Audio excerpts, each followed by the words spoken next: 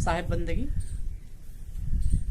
विष के बिरवे घर किया रहा सर्फ लपटाए, ताते जी रही डर भया जागत रैन बिहाय।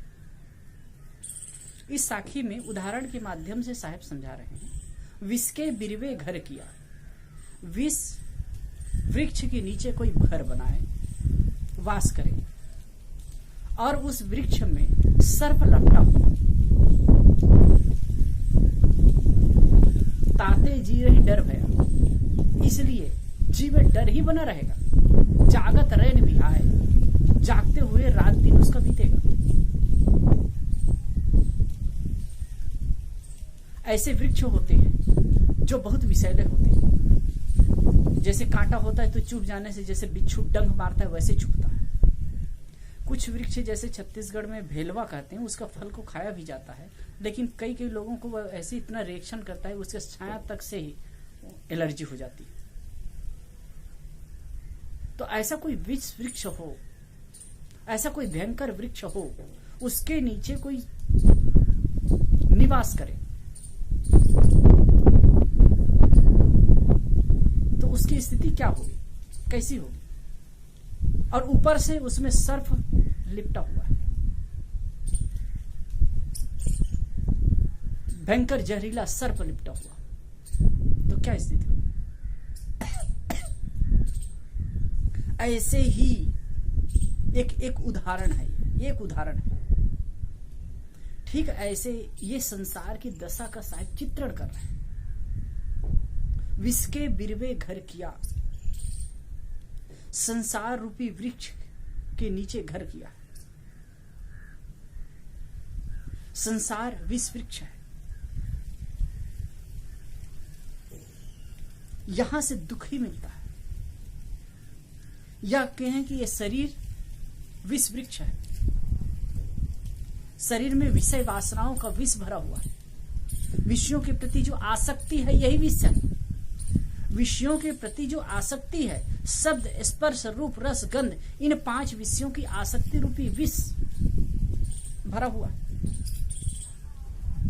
चाहे हम एक विष बिरवा विष वृक्ष शरीर करें या संसार करें, संसार करें तो भी होगा। संसार में ये 5 विषयों की जो आसक्ति है, ये 5 विषय है, 5 विषय रूपी विष भरा हुआ है। शब्द स्पर्श रूप रस गंध, ये 5 विषय, ये 5 विषय फैले हुए हैं सर्वत्र, और उसी के नीचे संसार में उसी में जीव रहता है।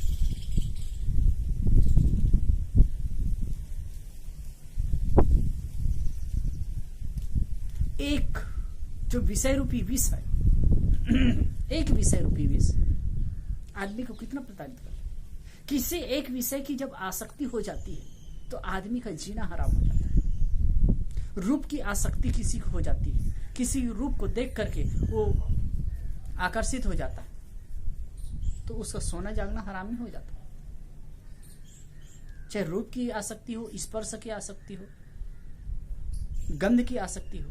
कबीर साहब ने एक जगह साखी प्रकरण में कहा भी है, अलीगज मीन पतंग मृग जिनके एक ही आंच, कहाँ ही कबीर ताकि कौन गति जिनके पीछे 5। अली भौरा, गज हाथी, मीन मृग, मीन मछली, मृग मृगा, जिनके एक ही आंच, इनके एक ही आंच है।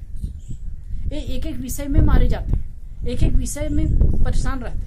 और मनुष्य की तो 5 विषयों की आसक्ति होती है, शब्द की भी, रूप की भी, रस की भी, गंध की भी। अच्छे और रसीले शब्द सुनना हमें अच्छा लगता है, लुभावने दृश्य देखना अच्छा लगता है। रस की आसक्ति तो होती है, स्पर्श की आसक्ति होती है, गंध की आसक्ति होती है। इन आसक्तियों में पढ़ करके, यही तो ये जो विषय है, विषय रूपी तो विष है। अब इसको ग्रहण करके जागत रैन बिहाय, आसक्ति में पढ़ करके हम रात दिन बेचैन रहते।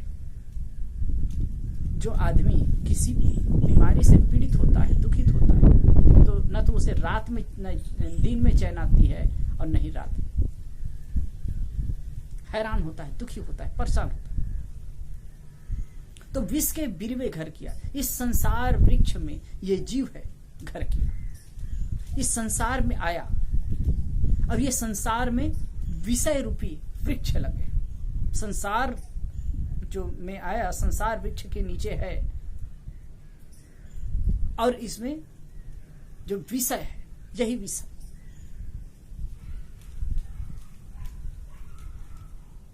जहां कहीं भी रहोगे आप, 5 विषयों का तो व्यवहार होगा। देखना, सुनना, खाना, पीना, तो ये तो होगा ही ना। स्पर्श करना होगा, इससे बच कहां सकते हैं? सबको इसका व्यवहार करना है।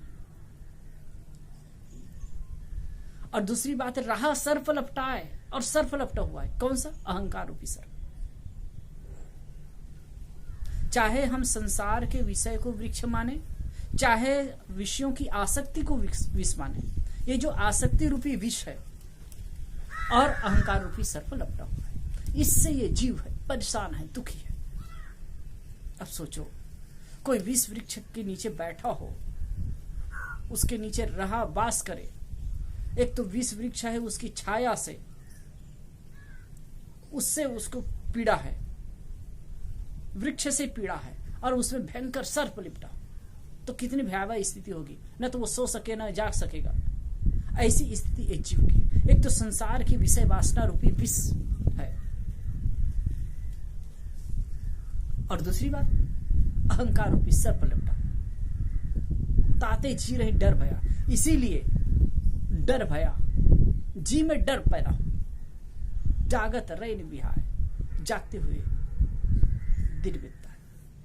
कोई भी किसी विषय की आसक्ति हो जाती है। कुल मिलाकर के अलंकार के घटाटोप को हटा करके हम देखें तो इतनी बात है कि विषय वासनाओं की आसक्ति और अहंकार के कारण ये जीव पल पल दुखी होता है, पल पल क्षण क्षण दुखी होता है, अशांत होता है, पीड़ित होता है, संतापित होता है। आप सोचिए, इत्मीनान से सोचिए, आपके दुख का कारण क्या है? दुख का कारण क्या है? मन का ना होना। मन का ना होना क्या है? देखने, सुनने, खाने, पीने, भोगने, इसी में मन ललायित है। उसका मन का ना होना, जो हम चाहते हैं वो संसार नहीं होते, उसी से हम दुखी होते हैं। और अहंकार है कि मैं कुछ हूं, देह को लेकर के, देहाभिमान को लेकर के, देह भाव को लेकर के जो अहंकार है, यही तो दुख का कारण है। इसी में तो हम परेशान होते हैं। क्षण पल हम दुखी होते रहते हैं। इसीलिए कठोपनिषद में यमाचार और नचिकेता का संवाद है, और उसमें जो बात आई है, एक सुंदर सा मंत्र आया है, बड़े महत्वपूर्ण मंत्र है। यदा पंचावतिष्ठन्ते ज्ञानानि मनसा बुद्धिश्च न विचेष्टति तामाहु परमां गति। यदा पंचावतिष्ठन्ते, जब 5 अवतिष्ठित ज्ञानेन्द्रिय, बुद्धिश्च मन और बुद्धि भी, यदा पंचावतिष्ठन्ते ज्ञानानि मनसा, 5 ज्ञानेन्द्रिय जो अवतिष्ठित हैं, ये मन के सहित बुद्धि भी न विचेष्टति, चंचल नहीं होते, तामाहु परमां गति, उसे परम गति कहा जाता है। हम अपने आप में स्थिर क्यों नहीं हो पाते हैं? क्योंकि विषयों से के प्रति हमारी लागणी है, हमारा ममत्व है, और उससे चंचलता पैदा होती है, उससे दुख और संताप पैदा होता है। कोई भी संसार में आप दुनिया में देखो, किसी को भी देखो, जो भी व्यक्ति दुखी है, किसी न किसी प्रकार के विषयों की आसक्ति, विषयों का प्रलोभन उसके जीवन में है।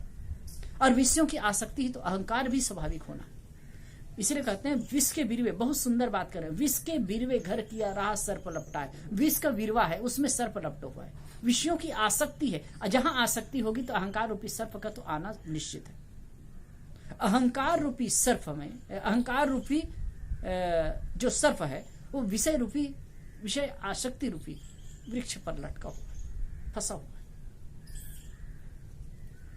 अब इसी से ये जो जीव है बारंबार दुखी होता है। अब इसी आसक्ति के कारण पुनरुपि जननम, पुनरुपि मरणम, पुनरुपि जननी जठरे शयनम, ये स्थिति ये जीव की होती है। हम सबको चाहिए कि हम ये संसार रूपी विष को भी समझे, संस्कार की जो संसार रूपी वृक्ष की वास्तविकता को समझें, और अहंकार रूपी सर्प को भी समझें, और ये दोनों से अपने आप को ऊपर उठाएं। अपने आप को ऊपर ले जाएं। जब आसक्ति घटेगी, अहंकार टूटेगा,